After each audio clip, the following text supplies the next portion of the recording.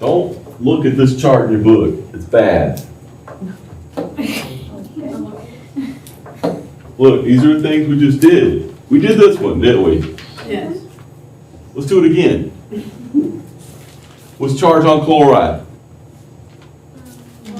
1 minus. So we have a total of 2 negatives. So this must be iron 2 chloride.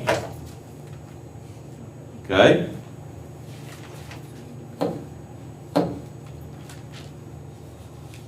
What about this one? Y'all do this one real quick. If you could do this chromium one, this one should be a piece of cake. What is it? Magnesium. Not magnesium. Manganese. Manganese. 4. Because we have, what's charge on oxygen? 2 negative. We have 4 negative charges, right? Keep wanting to transfer. Yeah. Like we were doing before. It's been reduced, hasn't it? Yeah. That's why if you do the backwards cross, when they get reduced like this, it can mess you up. And you would know that because if you did the backwards cross, you would wind up with manganese 2 plus and O 1 minus.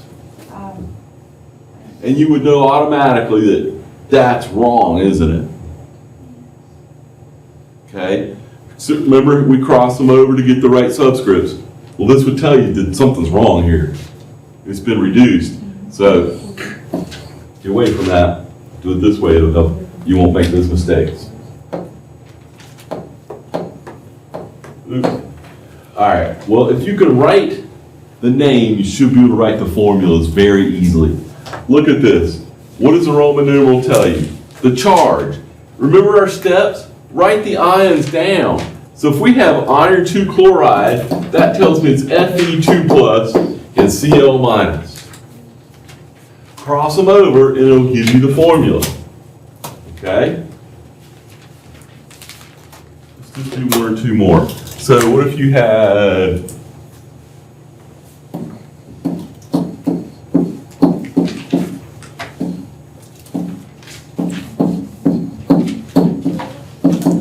manganese 4 sulfide? What's this ion right here? So it's manganese, and what's the charge on it? What's the charge on manganese? 4 plus. The Roman numeral tells me it's 4 plus. And what's sulfide? S 2 minus, right? It's in group 6, 2 minus. Cross them over, Mn2S4. Then what do you have to do? You have to divide, reduce it, right? Like it's a fraction. So it becomes MnS2. And somebody asked me, is it wrong to leave it like this? Yes, it's wrong.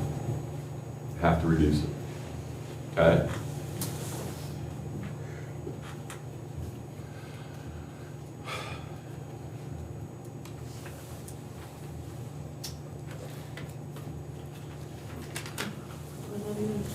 All right, write the formulas for these 3 right here.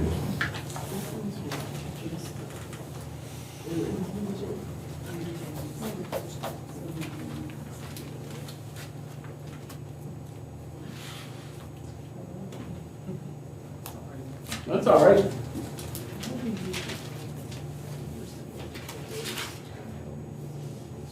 Yep, we went over that last week. So if it's in group 1, it's going to be 1 plus. If it's in group 2, it's 2 plus. All of them is 3 plus.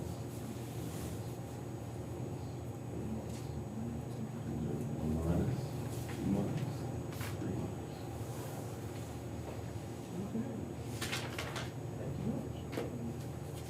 Yeah, and then it's just, you're 1.5. You put a half on it.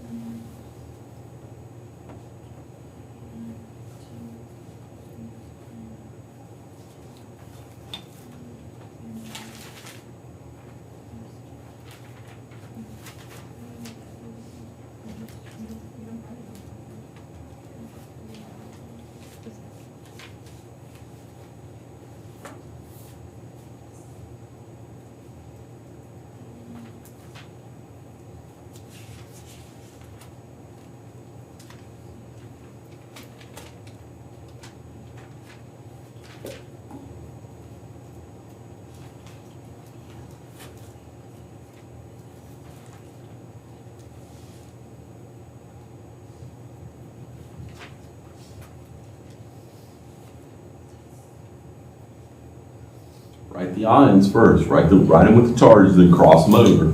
Okay? Like we've been doing. The Roman numeral tells you the charge on there. Just like the group number told you the charge on the main group elements, the Roman numeral now tells you the charge, right? Let's do them. It shouldn't take y'all that long. This is nickel 2, so what's the charge? Ni 2 plus. And sulfide S 2 minus. I don't even need to cross them over. I should see what? 2 plus, 2 minus, NiS. Okay? Zinc chloride. What's the charge on zinc? Zinc, 2 plus. Why? Because it's always 2 plus, right? Chloride, Cl 1 minus. ZnCl 2.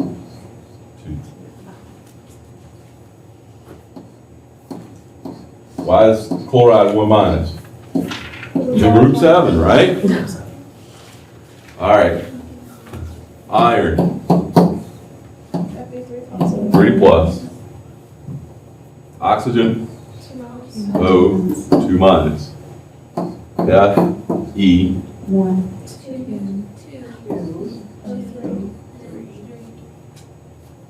because they don't cancel out, do they? So cross them over.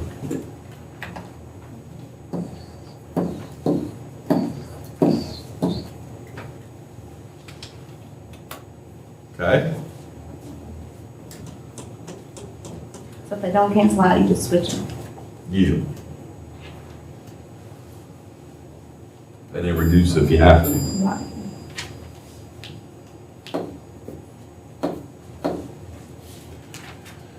All right. Most students hate this next section.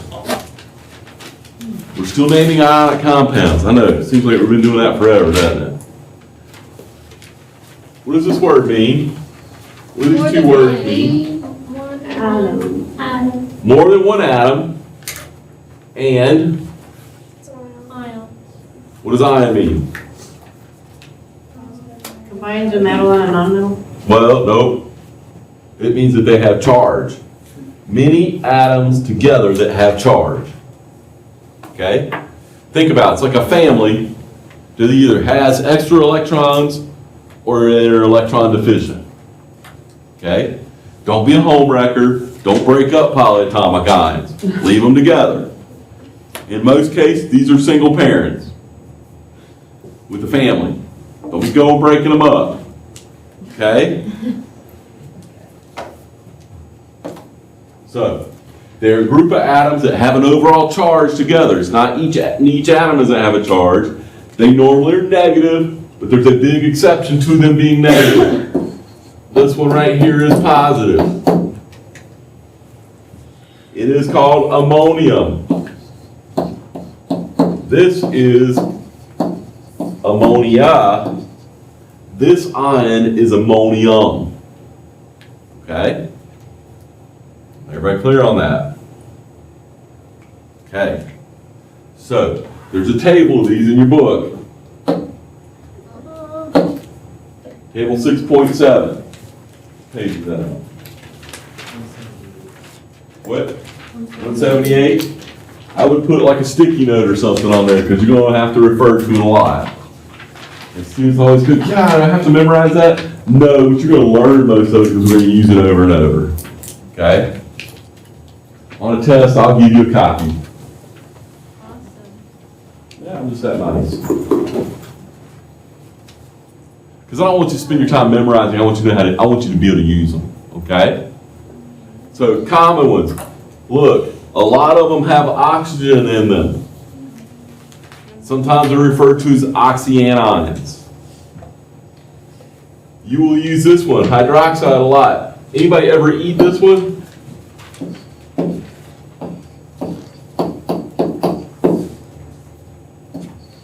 Hey. Here's one that you eat sometimes. You ever eat any hydroxides?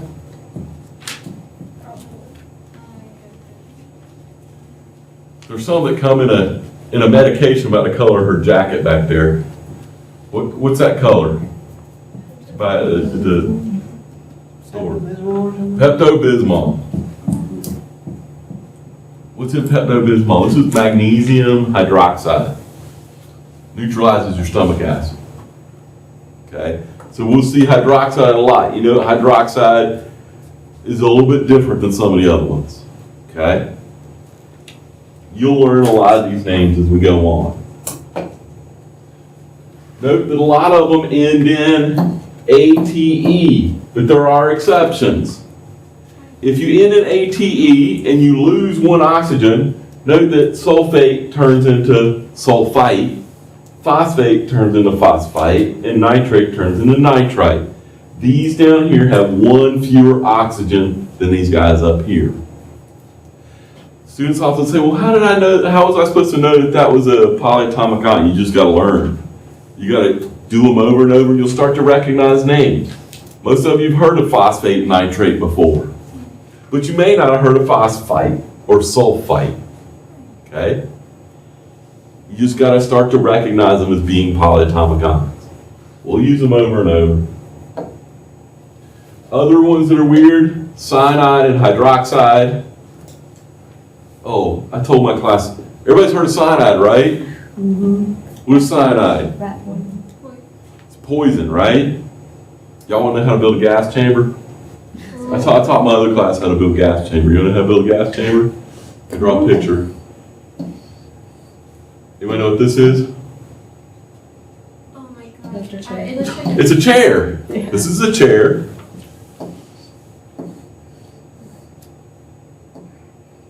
It's got a blindfold on. And some restraints. So you can't move. We're going to put a bucket underneath the chair. And in the bucket will be some acid. oh my god. Underneath the chair is a box. And in the box is sodium cyanide. When the time is right, you push the button. The box opens and drops the sodium cyanide into the bucket. What do you think happens? It makes hydrogen cyanide gas. What happens? Then the person breathes the hydrogen cyanide gas and they expire. And this method is used in what state? It's not used very commonly anymore. Oh my god. This was a gas chamber. Right. It's not used very common anymore because it's a relatively slow, painful death. So now, Takes how long? Depends upon the size of the room and the size of the tablet and how much. Yeah, there's variables there. Size of the person, minutes. It takes minutes, and you don't just go to sleep. You foam at the mouth. You start to convulse. Yeah, it's not pleasant. And so that's why they've gone to lethal injection as opposed to this. But you could do this at home if you chose. Oh my god. So people in the other class say, well, how do we get rid of the body then? Well, Acid. Acid? actually, there's a certain type of acid you probably want to use. Hydrofluoric acid works really well. For this one, you would probably have hydrochloric acid in here. But if you want to decompose the body, then later you put the body in hydrofluoric acid. Or a really clever way to do it would be to buy some Desmond beetles and let them eat all the flesh off. And then you take the bones, and any acid will eat the bones away. Huh? Yeah, see? Yeah, some. And you've experimented with this and know it works. He plays the fifth. No comment. What? I mean, we want to know it works. It works. Sometimes it's your girlfriend, we know what happened.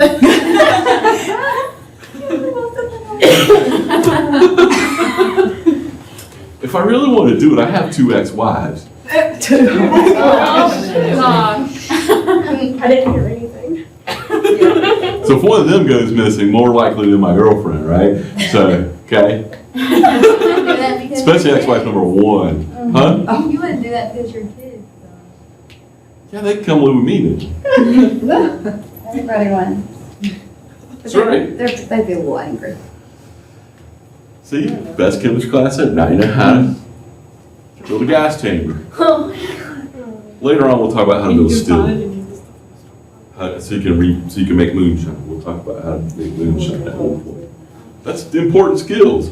Because if you go do this, you probably need to be drunk before you kill somebody. So let's just try to make moonshine. No, but you're messing with acid and you're drunk, you might.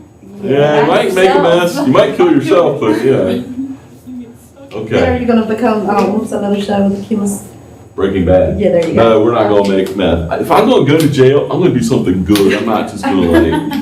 That's right. Well, I mean, you know, I just started breaking.